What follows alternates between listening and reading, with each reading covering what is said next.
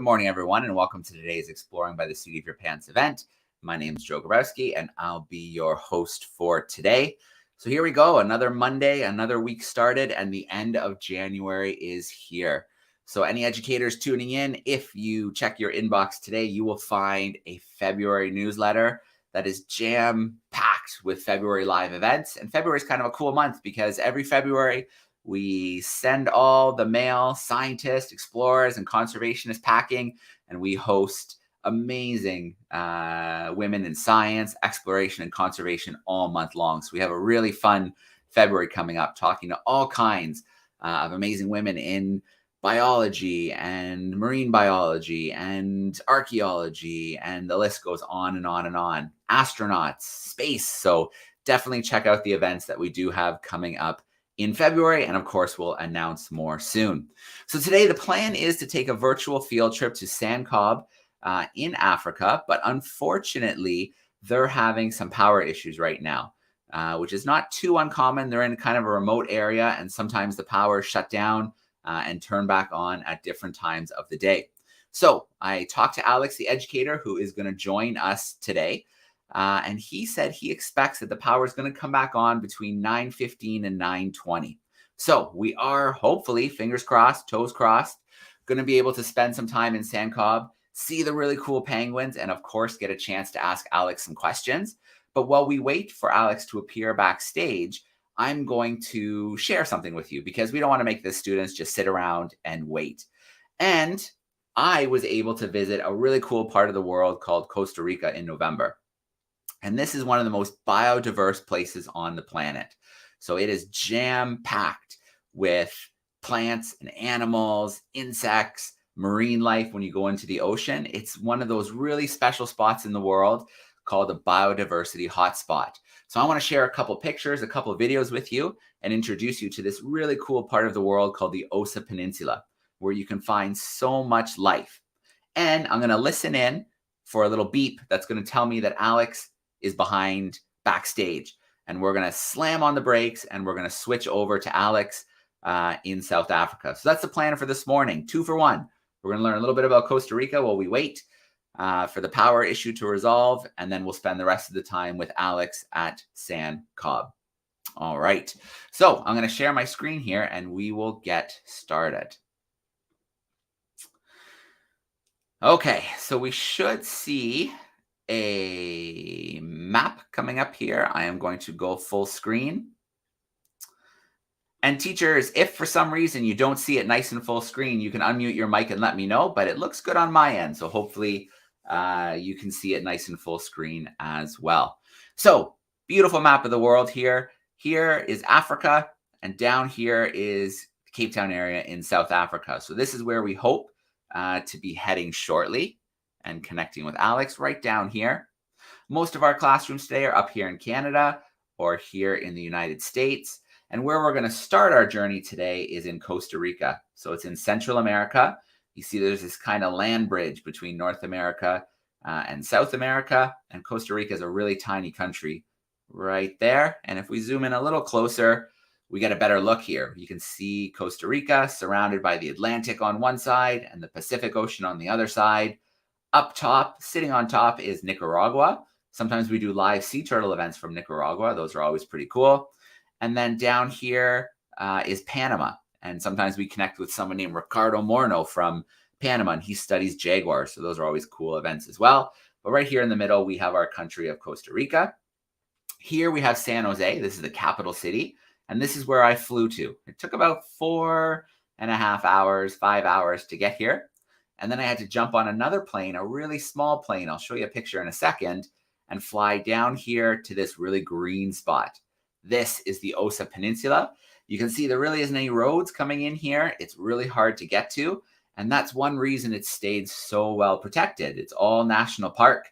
And that's why there's so many plants and animals here in this rainforest, because they have been so protected over time. So if we move a little further, we can see that plane I promised. So not a very big plane.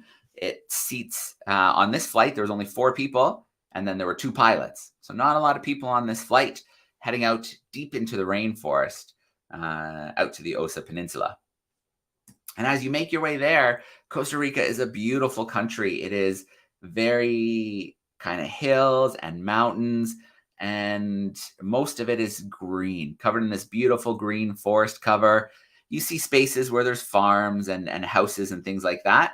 But the closer you get to the Osa Peninsula, you see those farms and those houses start to disappear, and it gets greener and greener as you get to more protected rainforest. Now, what do you see when you get there? It is beautiful. So there are two ecosystems, two habitats that meet each other here. You've got the rainforest, and that comes right down to the ocean. So the rainforest meets the ocean here. So you get this really special habitat where you have rainforest creatures, then you have creatures living in the ocean as well. And so a few more pictures of what that looks like. It gets that name of rainforest because, well, it rains a lot. In fact, every day it usually rains. Sometimes it can rain all day. Sometimes it might rain a couple times, but the storms just last maybe 5 minutes, 10 minutes, 20 minutes, and then they blow away. So that rain's a really good thing for the rainforest because it keeps it looking like this, green and full of life. And then it can support a whole bunch of different plants and animals. And if we move a little bit further, you can see that rain creates all kinds of creeks and rivers that run through the rainforest.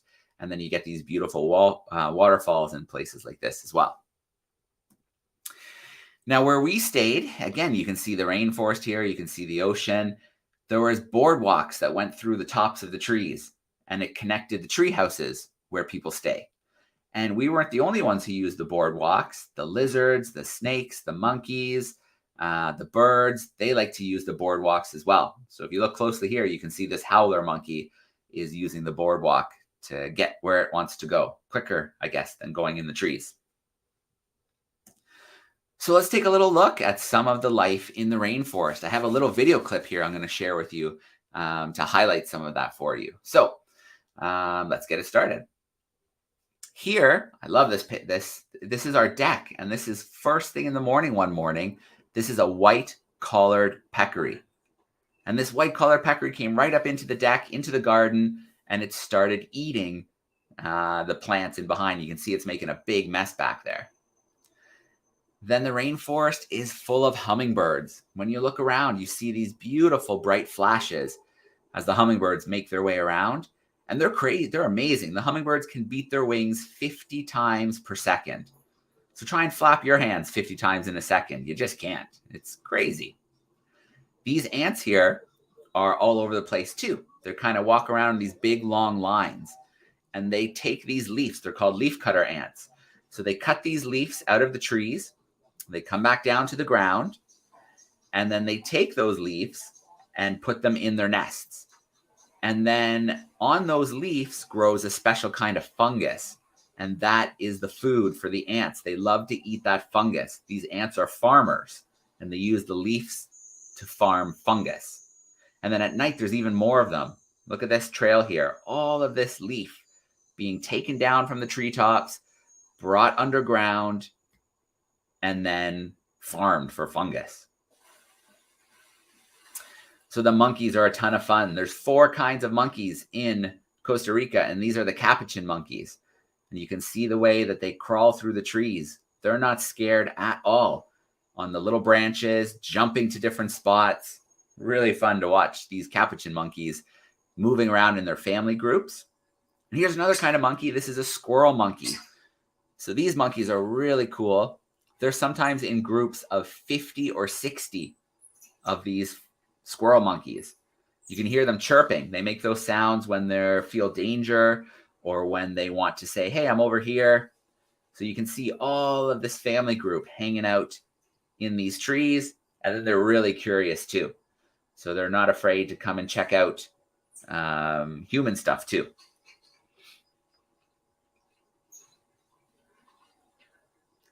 We'll just watch them crawl around a little bit there. All right. So, well, let's continue. I might just take a really quick pause here and just double check that I didn't miss the beep and we don't have Alex waiting and wondering if we're going to come visit him. So just bear with me. Okay, I don't see him yet. So we will jump right back into what we were up to. And again, let me know if for some reason it doesn't come back nice and full screen. So there are 3 really good times to explore the rainforest. The first is in the morning. The second is when the sun is setting. And the third is at night. And those are really good times because the rainforest is a little bit cooler. And that's when the animals like to come out, when the weather is a little bit cooler. When it's really hot in the middle of the day, they feel just like us. They're hot, they're sweaty. They just want to hide out in the shade or underground. And they don't want to be hot and use too much energy. So early in the morning, at sunset, and in the middle of the night are the best times to explore the rainforest. And early in the morning, you see so many beautiful birds. They're out, they're calling, they're looking for food. So we have, this is a velvety manakin. You can see that nice blue mohawk. We've got a red-capped manakin here. And if you look them up online after, look up the moonwalk bird, because this male, when it wants to impress a female, it dances backwards on the branch and looks like it's doing the moonwalk. It's really cool to see. We've got trogons. This male here is beautifully, brightly colored, and it's trying to get the female's attention with its calls and its bright colors. And we have flycatchers. This is a tropical kingbird, and oftentimes you see them on fence posts, in trees. And when insects, bugs, and flies, when they fly by, they can snag them right out of the air. They can catch them like little acrobats. It's kind of cool to see. And of course, what rainforest would be complete without parrots? Here's a red lord parrot here. You can see the morning sun on its belly. And there's birds like these tanagers. This is a red-rumped tanager. You can see that red behind is why it gets that name. And we have birds that eat seeds, but we also have predators. So this is a roadside hawk. And this roadside hawk, well, sits in trees, sits on fence posts, especially near the side of the road, and it looks for something to eat. And when it sees something, it pounces on them with these talons. And so this one saw a little lizard, and it jumped right on that little lizard. And that's, I guess, its morning breakfast is a tasty lizard for breakfast. And there's other birds of prey that come out at night, like these owls. They're nocturnal. And so these are spectacled owls.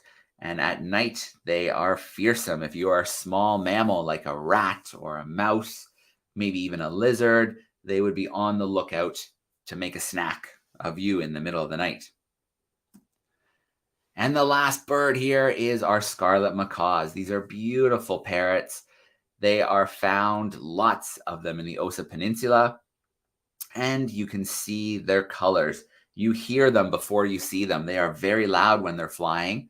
And then when they fly by, they look absolutely incredible. So this is a male and female. They always fly in groups of 2. And the male and female, they mate for life. So they'll be together their whole life. Sometimes you'll see them in a group of 3, and that means their young, their baby, is traveling with them. So they'll do that for a while afterwards. They're messy eaters. They have big, strong beaks. They hold their food with their feet, like it's their hands. And they chomp into things like these almonds, and they make a big mess while they do it. And they look really cool when they fly right towards you with those tails spread out, those wings. Really cool. So there's not just birds in the rainforest. There are lots of mammals like us with fur. And there are sloths. I'm sure we've heard of sloths. Some of you might have visited the Toucan Rescue Ranch with us before, and we get to see the sloths there. But seeing them in the wild is really, really special. Like here we have a 2-fingered sloth, and you can see it gets that name because of those 2 claws, 1, 2, on its fingers. And then that little piggy nose is how you can identify a 2-fingered sloth. And then you can't see here, it's being covered up by the branches. There was a little baby sloth on this mummy sloth's tummy. And there's our other sloth, the 3-fingered sloth. So I think you can guess that there's going to be 3 claws up here on each hand. And then look at this cool green hairstyle. This is a plant that grows in its fur. It's called algae. And so the sloth's fur is like an ecosystem, and other insects and things like that can live in the sloth's fur.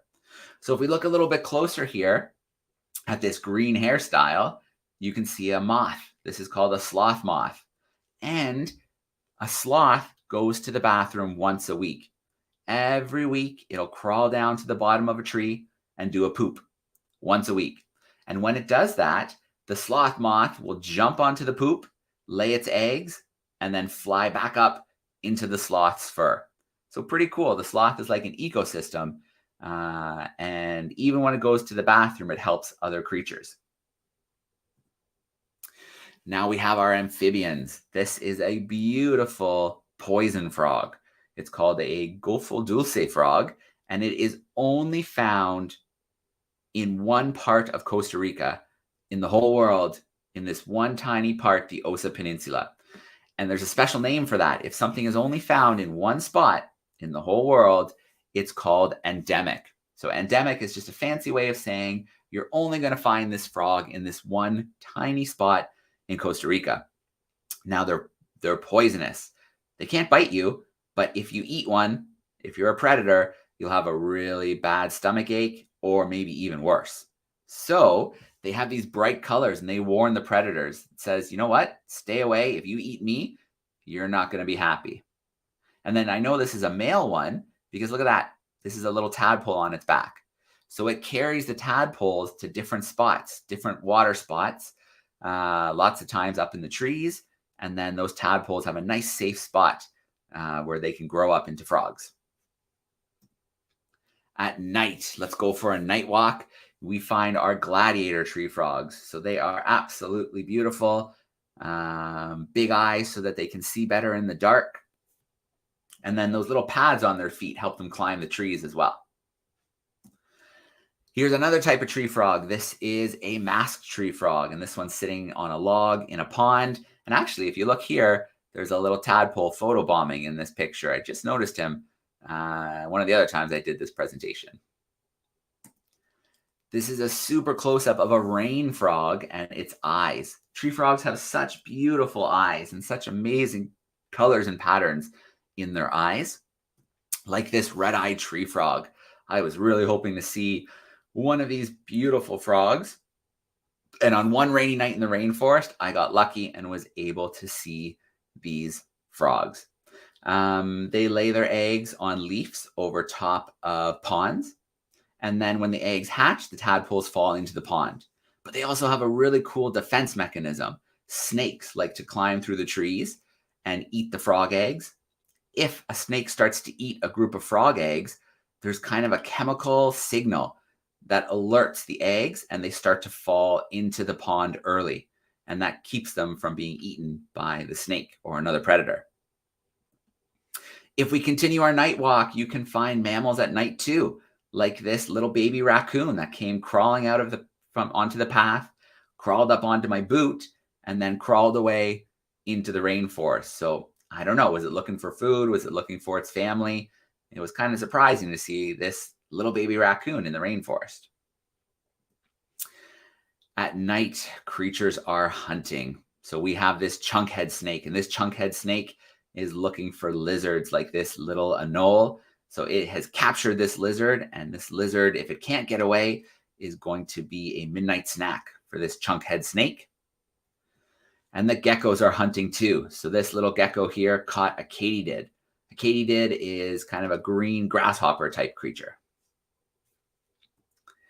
And there's other hunters like this scorpion. So this scorpion is moving through the leaves and it's looking for something on the floor of the rainforest.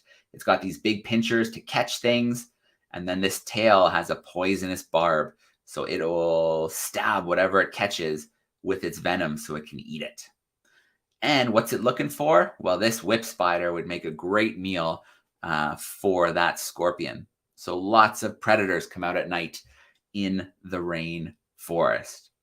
Now, I want to talk about sea turtles for a second, but I do want to check again just to make sure that we are not missing our friend Alex. So we should see him shortly, fingers crossed if everything goes well, but we'll continue and explore the sea turtles for a few minutes while we wait to see what is going to happen with Alex. All right.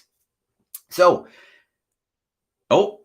I think that's really good timing. I am going to come back here from this screen share and I am going to see if that beep, yes, there we go. Let me bring Alex in. I'm going to stop my screen share.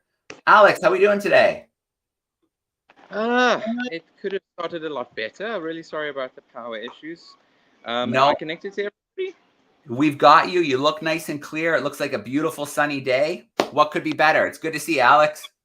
Thank you very much. Apologies to everybody. Thank you very much for your patience. Joe, thank you once again. So I'm just going to get straight into it because I know you guys have been dying to see some of our patients here at the center. So I am just going to turn my camera around and I'm going to explain everything that we do here at SANCCOB. Okay. So at the moment right now, I'm down by the pens and our pool. So this is a rehabilitation center. So we're very different from a zoo and aquarium. We don't want to keep our animals. We want to release them back into the wild, which means that they come to us hurt, sick, or weakened. And that's due to a number of different things that's happening in the world right now. Climate change, pollution, habitat loss, um, overfishing, and a number of things that we could actually prevent if all of us come together. I am just going to quickly go to where they're busy feeding right now.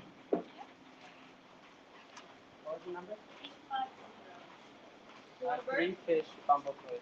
And what was 767? Two fish, Nova. So the numbers they're calling out right now is the names of the penguins. We have quite a number of penguins over there, and we're all feeding them right now. So we force feed them. I just have to be a bit softer here because I don't want to disturb the feeding and stress the birds out. And right now what we're putting on their heads is tabard for easy sleep. So it's an anti-mosquito, basically. And that's just because where we are is on a nature reserve and we're a bit far inland and there's actually a water body next door. And all of the mosquitoes in this area actually carry a very specific malaria, which is avian malaria. So it's a bird malaria. So we have to make sure that the mosquitoes don't bite them, otherwise they're going to get very, very sick. Two fish, bumblefuts, two. So most of our patients at our center at the moment are African penguins. It's the only indigenous species. It's the only species of penguin found in our country and on our continent at the moment. I'm just going to quickly go to our south pool and just have a look at some more of our birds having a good swim. Most of the people that you see walking around are actually quite amazing. They're volunteers. They're here giving us their time and lots of effort for free. Oh, I think I've just disturbed them now. So these guys over here are here for rehabilitation, so they're getting better. However, we are in a bit of a crisis. We entered a chick season, so we usually get hundreds of babies that can't be taken care of by their parents.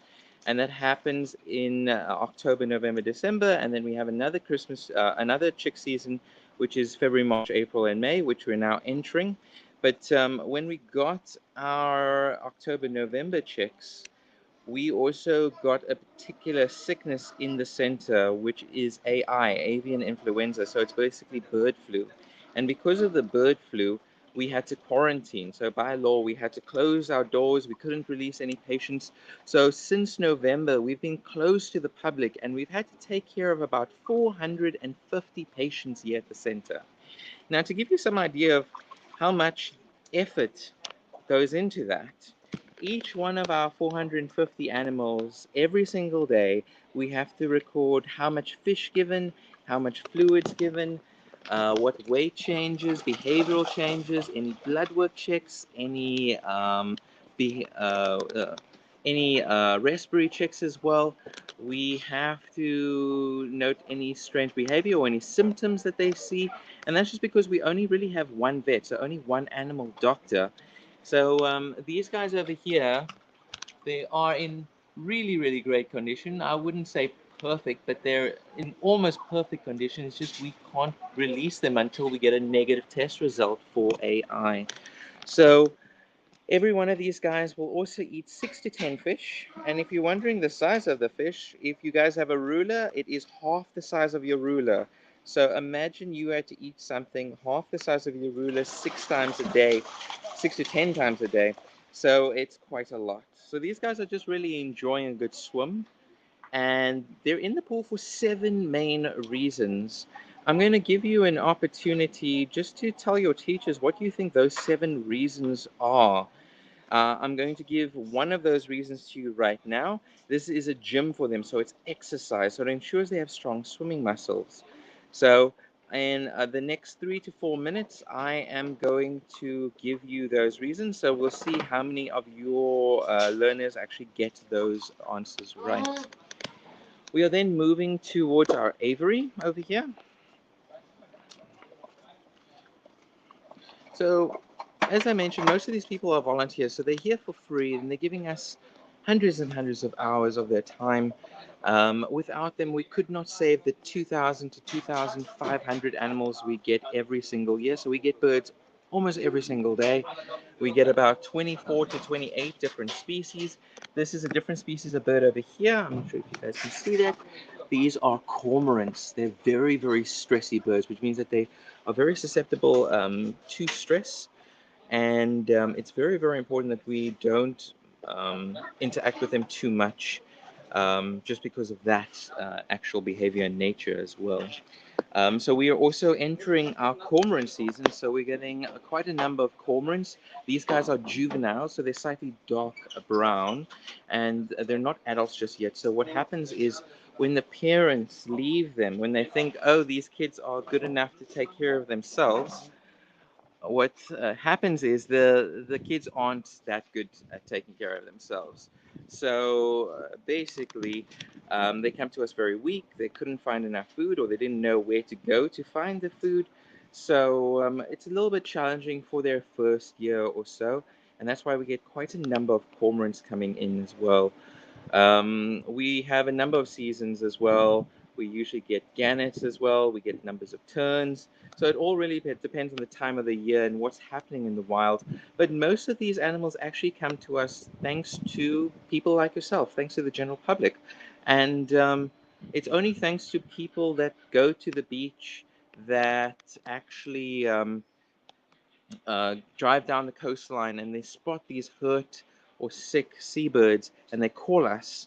And that's the only reason why we get so many patients. We also do have rangers. Ooh, I just wanted to show you. This is David. He's our vet.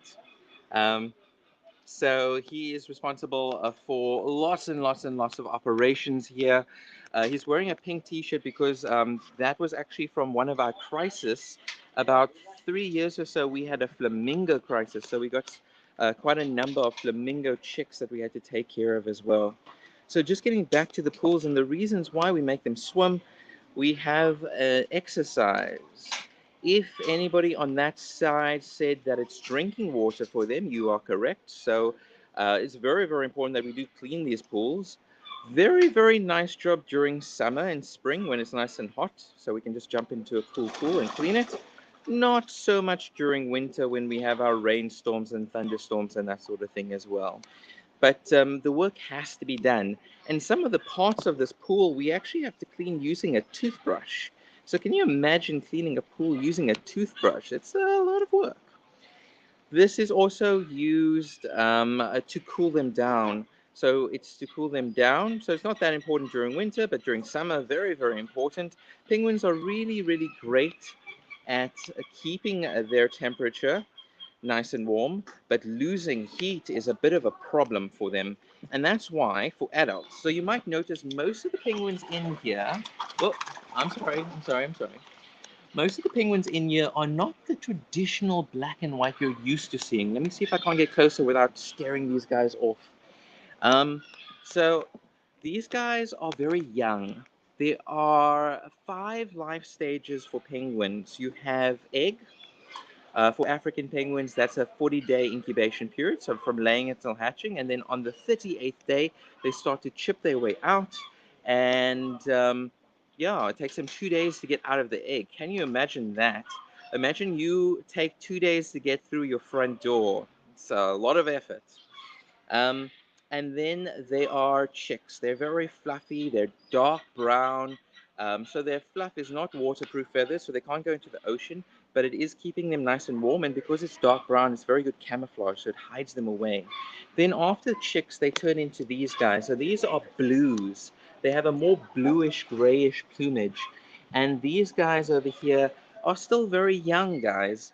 These guys are 3 months going onto their first year. Now, to give you some idea of how fast a African penguin actually grows up, right? So you're back with me. So everybody take your hand and put your thumb under your chin and your finger above your nose. That is how big a African penguin is when they're born from the egg. However, in a month and a half, they will be adult sized, which is about 40 to 45 centimeters. And then at 3 months of age, they will be kicked out of their nest. So an African penguin has a natural lifespan of 20 to 25 years, guys, and they're becoming adult size in a month and a half. So if you guys grew as fast as a penguin, you would be born this morning, and then on Wednesday you'll be adult sized, and then on Friday you'll get kicked out of your house. So it's a very, very fast growth rate. So this is, as I mentioned, to cool them down as well. It is also used as a bath. It encourages them to look after their feathers and preen their feathers as well. It is physio for certain conditions. So that means that it's helping in certain of the conditions that they have. So you might have noticed that there was a gentleman saying when they were feeding him that this guy has bumblefoot. So bumblefoot is basically a sore that develops on their feet because they are actually standing too much. So because we run on donations, guys, because we only run thanks to the generosity of people like yourself, we don't have all the resources we would love to have. We wish we had more pools, we wish we had more pens, we wish we had more centers. At the moment, it costs us about $1 to $1.5 million rand every month just to keep running. So it's about 12 to 15 million rand, and that's quite a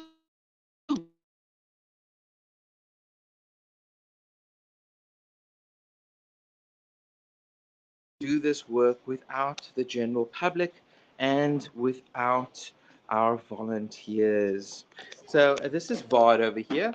He's actually one of our penguin rangers. So he actually works in Simonstown, Boulders Beach. So that's actually a colony over there. And when Vard over here is not being a ranger saving the penguins on that side, he comes and volunteers here to help us save the animals on this side. So working in conservation and working in rehabilitation, you have to be very, very passionate. So I kind of skipped through that. This is our admission, so our Seabird admissions room. So this is the very first stop in which we get new birds. I can quickly get a good view of that. So on the left over here, we have two ladies, one of them being our bird, one of our bird rehabbers, and the other being another vet. So we do get other vets that come in and assist us, so they're doing a trachea and that sort of thing as well. But in general, if you guys were here, you wouldn't smell anything. So we keep everything super clean here. And that's quite important because one of the other main reasons seabirds exist is to go to the bathroom. It's to poop. And penguins go to the bathroom very, very often. Over 90 times a day. That's crazy, right? So that means that they generate a lot of poop, and which means we have to keep everything super clean. So on the right, you'll see another door with a cross on it. That's one of our ICU areas, our areas where we keep our weakest and most injured of animals. So I can't really go in here right now because they're a bit busy. And on the left over here, you'll see another room with a cross, and that's our other ICU room. And there's our vet again. So our vet is just standing in our laboratory over there, and there's an X-ray room as well.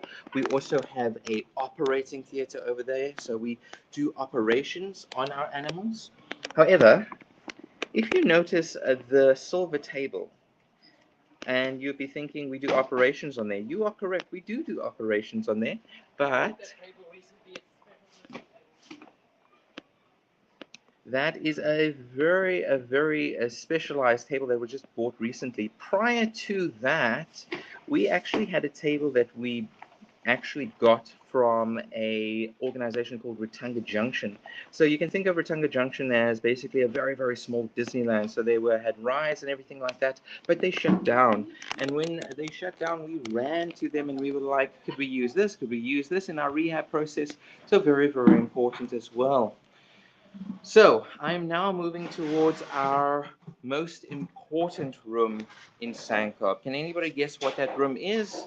Any guess? Any guess? If you guys said the kitchen, you would be correct. The kitchen is an incredibly important room. Guys, as I mentioned, our penguins, they eat lots and lots of fish. Sorry about the music. I just want to quickly show you our walk-in fridge. So we have lots and lots of fish. I can't go in there, otherwise I'm going to lose signal. But all those boxes over there are 5 kilograms of A-grade sardines. We are sterilizing hundreds and hundreds of syringes. And we do lots and lots of cleaning in here as well. So for our penguins, they obviously eat fish, but also you might not realize they also eat crustaceans, so krill, crab, lobsters. They also have things like octopus and squid, which I'm sure you guys know is calamari, very delicious if you've ever had it before. And yeah, it's a lot that we do here, but we always need help. And that's where you guys come in. So you guys are the future. You guys are the future policemen, doctors, maybe an astronaut or two, possibly a future president in one of your classes as well, scientists, hosts of careers. And if some of you get into conservation work, so field ranging or oceanic work, that would be amazing. But each one of you has your own dreams and your own passions. And following that and putting the effort into getting to those dreams is what makes life amazing. However, while we are getting to our dreams and our passions, we need to be able to take care of what we have here on the planet. So the animals, the plants, the oceans, the air, and unfortunately, we're not doing enough. And that's why each and every single one of you is incredibly important, because every single thing that you do every single day has an impact. So I'm just quickly showing you our home pen. So this is a really fancy area for our permanent birds. So these guys over here are resident penguins. They can't be released. And that's just because they're hurt in a way that they wouldn't survive if we did release them. So we kind of give them the best life we can here. But yeah, as I was mentioning, you guys are the future. So if you guys are recycling, you are saving hundreds of thousands of animals in your lifetime. If you guys are not using plastic straws, you guys are saving tens of thousands of animals in your lifetime. If you are saving water, you're making sure that there's no taps dripping. If you're making sure that there's no leaks in any piping, if you're making sure that in the future, when you become old enough and you can vote, that you vote for a group that is more environmentally aware. If you are volunteering at a rehabilitation center or nature reserve, if you are doing anything, no matter how small, for the environment, you are helping us save these amazing animals. Now, obviously, you guys do not have African penguins here at on your side of the world. However, they are still a very important part of the oceanic ecosystem. So they would have an impact on the environment in the long run. even if you guys don't really see them every single day on your side. And one of the main functions for penguins was to control the fish populations. Now, each one of the penguins, as I mentioned, has a lot of fish to eat every single day, but at the moment we're overfishing, which means that we're taking too much fish out of the open ocean. And because of that fact, all of the animals that are reliant on our fish are not surviving. They're becoming endangered, which means that there's less and less of them. They're becoming extinct, which means you'll never see them again. And if we do this, and all of a sudden we realize, okay, maybe we should stop this crazy fishing that we're doing, then there's not going to be animals around to actually keep the populations of fish in control. So it's going to be a bit of a backlash on us, because then there's going to be too much fish and they're going to cause damage to the environment, and it's going to be a problem because we are not living in the ocean our whole lives. We are not only eating fish. We don't have people that can breathe underwater, can have a look at what's happening in the oceans every single day. And it's only really our predators, like our penguins over here, our seals, our sharks, that keep the environment in balance. So that's why it's very important, even if it's a scary animal like a shark or a killer whale or something like that, even if it is scary, it still has a very important function to host as well. Okay, so I think I've given you quite a lot of information. I need questions now. Lots and lots and lots of questions. All right, Alex, we can do that. Thank you so much for taking us around and giving us a real peek at the incredible conservation work at SANCCOB, seeing some of the volunteers working so hard to make sure that those penguins are well taken care of. So let's start meeting some camera classrooms. If you're on YouTube, send some questions in via the chat, and we will work those questions in as well. But first, I want to go to Barrie, Ontario. We have some JK and SKs hanging out with us. I am going to pop them in right now. Hey, JK, SKs, how we doing? Say hi. Did you like the Hi, penguins? Yeah. All right, who's got a question? Does anybody have a question? Who has a question? Micaiah, what's your question? Why do you have always that much penguins in the morning? What? Why is there that many penguins? Is that your question? Why is there so many penguins? Yes. So that remember when I said that we had that disease and we had to close our doors. So usually when we have patients, we only keep them for a short amount of time, about 2 to 3 months. But because we had to quarantine because of that disease, we couldn't do our normal releases. And we do releases every single week, every Thursday, Friday. So guys, every Thursday or Friday on your side of the world, you can think of us. We are releasing penguins back into the wild in the colonies. But because we had this virus, we couldn't do that. So we were stuck with so many animals. Now, 450 is a lot of animals, take it from me, but it is also quite a big percentage of what's left of our African penguins. Now, African penguins are very endangered. They are only down to about 1% of their population. There's only 20,000 animals left, about 10,000 breeding pairs. And they've been declining since the 1940s, actually. So that's why we're here, that's why we exist, and that's why we try as hard as we can to save them. But that's the reason why we have so many patients on site at the moment. Thank you for your question. All right, great question to get us started. Let's jump into another crew.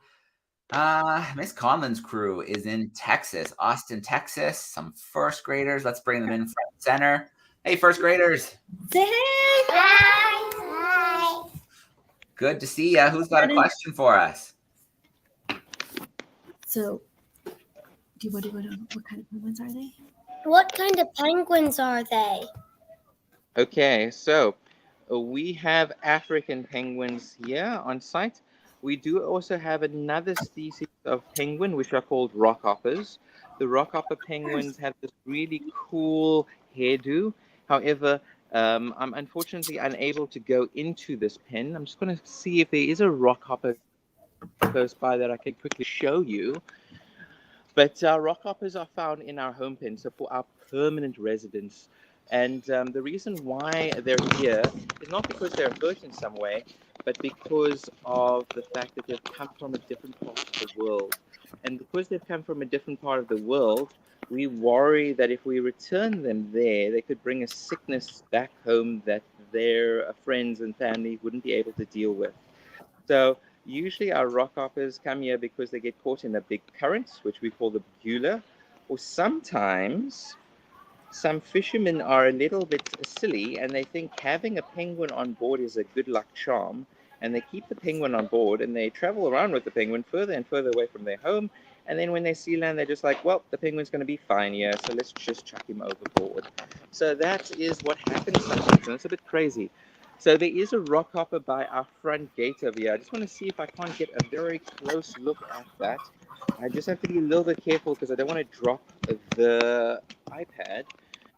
But while I'm trying to get that picture, can I have another question, please?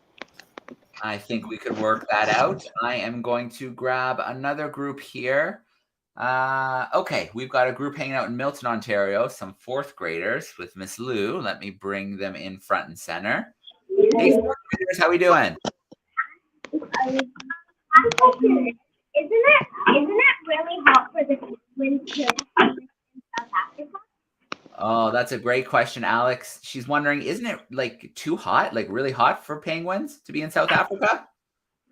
That is a excellent question. I love that question. And that is actually not a well-known fact. A lot of people think that penguins are only found in very cold locations like Antarctica. However, penguins first evolved from New Zealand quite a number of years ago, and they spread out from there.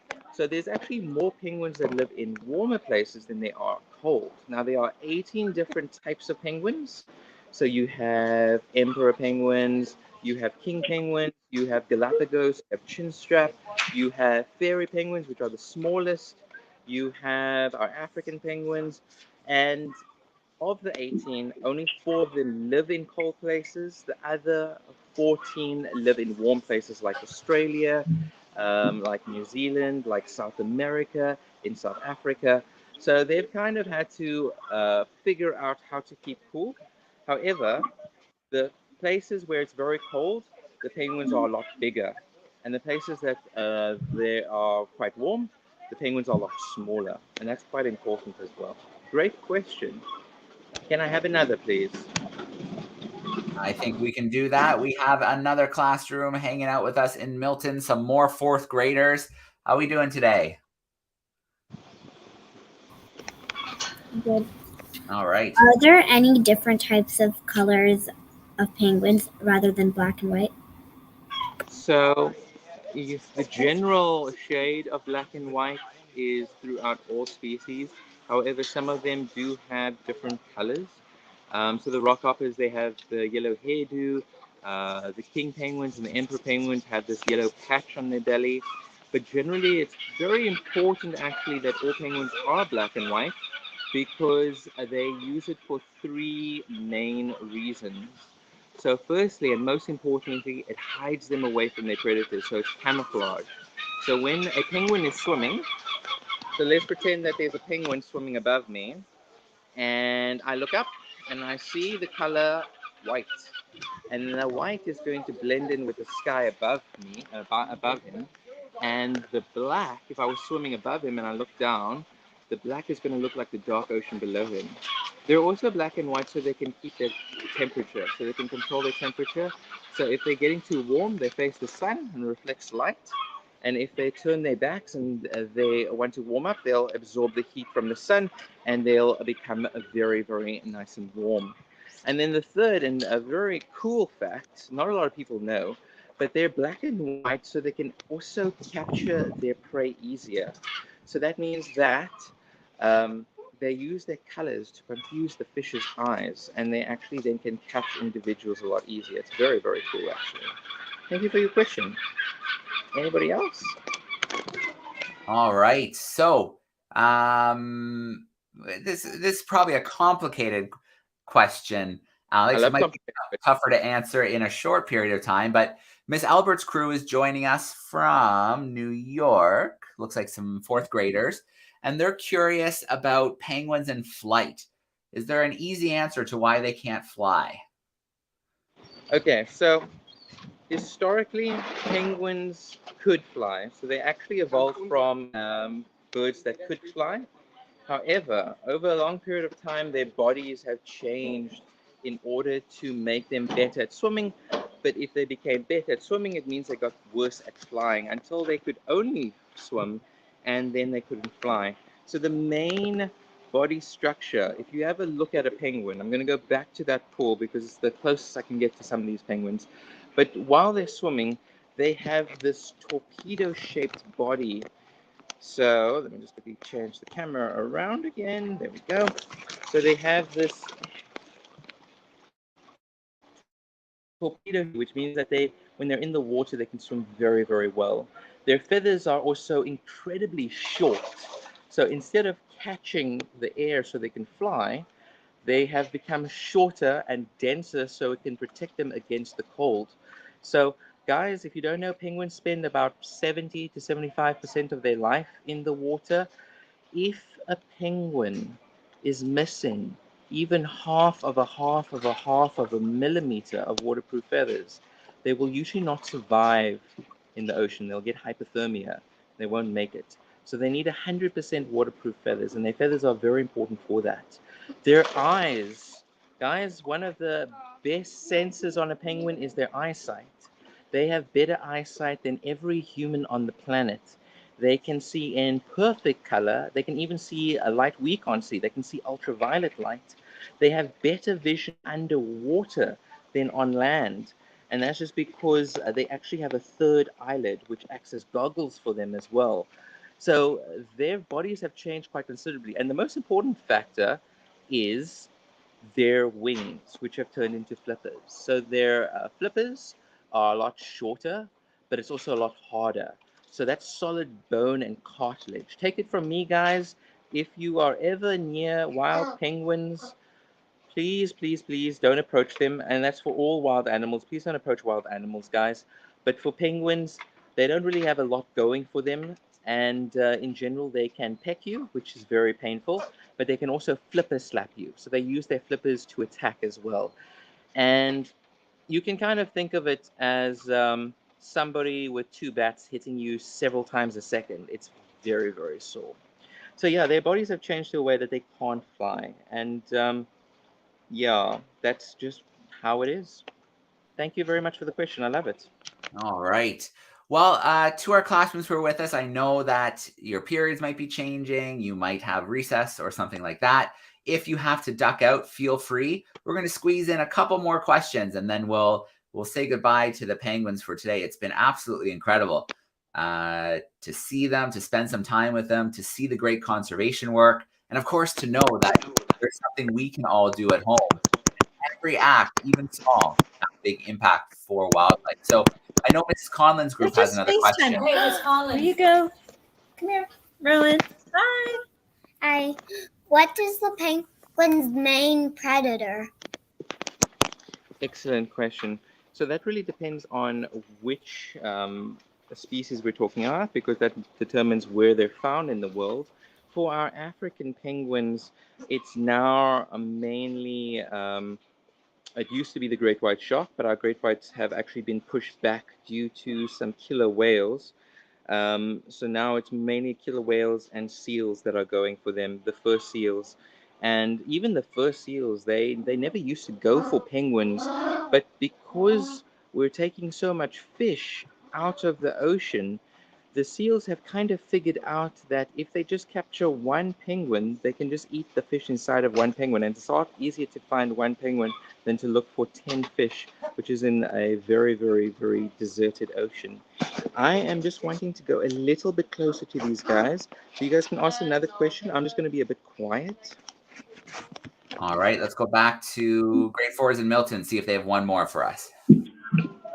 My question is, how do the penguins get the bird flu? Sorry, just repeat that. How do the penguins get the bird flu? How do the Oh, penguins okay. get bird flu? That's a very good question. So, bird flu it's kind of like how you catch normal cold or flu. So, it's a very, very big problem. Hold on, I'm just going to get a little bit closer just so you guys can have a quick, very close up look to our penguins. There they are. Looks very cool. So, so it's spread through contact. So if they're touching each other, and you must remember, guys, birds are not as smart as humans. So they can't be like, oh, that bird is sneezing, I'm going to stay away from it or anything like that. So it spreads very, very rapidly. And it spreads to all birds as well. And it does hit them very, very hard. It's actually very sad. But that's why we are trying to give them the best treatment necessary. And we're trying to save as many of them as possible. Great. Who's next? All right. We'll take one more trip to our other Milton, Ontario class and see what their question is. How many penguins have you released? That is a interesting and difficult question to answer. So our organization, our SANCCOB, and if I didn't mention it, SANCCOB stands for the Southern African Foundation for the Conservation of Coastal Birds. So we started back in 1968. We're over 50 years old right now, and we have treated over 50 different species of seabird. So gulls, cormorants, terns, oyster catchers, albatross, shearwaters, pelicans, parasitic jaegers, a whole host of animals. And since 50 years ago, over 50 years ago, we have rescued, treated, and released over 100,000 animals. So that's 100,000 animals that would have normally not survived if we didn't come through and save them as well. So we are very, very proud of the work that we do. However, once again, it's only really thanks to our volunteers and the people that help us from local and international sponsors, that sort of thing. So, yeah, thank you guys. All right. Well, final to wrap us up, we'll take one more from YouTube, Alex. You mentioned that obviously South African penguins, you see rock hoppers from time to time. So this classroom wants to know, have any other species by any strange way, fishing boat or, lost in currents, have any other species made their way to SANCCOB? Yes, there has been. It's actually been quite interesting. In the time that I've been here, which is nearly 6 years, we've actually gotten 2 king penguins. So that's the second largest penguin species on the planet. They're only found in Antarctica. Um, and the most recent one got here and he was molting. So that means that he was losing his old, worn down waterproof feathers and he was regrowing his new waterproof feathers. So what that means is he's really, really fat. If you guys ever see a penguin that's really, really fat or very fluffy, he's usually trying to lose his old feathers so he can get a new wetsuit so he can survive the next year. And yeah, so what happened was he landed up at Cape Point, which is the very, very, very tip of South Africa. It's where the 2 oceans meet, actually. And he landed up on a beach and he was like, okay, this is the place to go, even though he really, really shouldn't be here. And of course, he drew a crowd. Lots and lots of people thought, wow, we've never seen this penguin before. So we had hundreds and hundreds and hundreds of people going towards Cape Point to see this king penguin, and we sent our vet out to go and look at the bird to make sure the bird was healthy, to make sure it was okay. But also because the bird was getting so stressed out with all the people, we had to move the penguin to a more private, secluded beach so he could relax and calm down and finish that very important process as well. So that was quite necessary. And he, I'm assuming, went back to Antarctica after his molt. So yeah, it was quite surprising.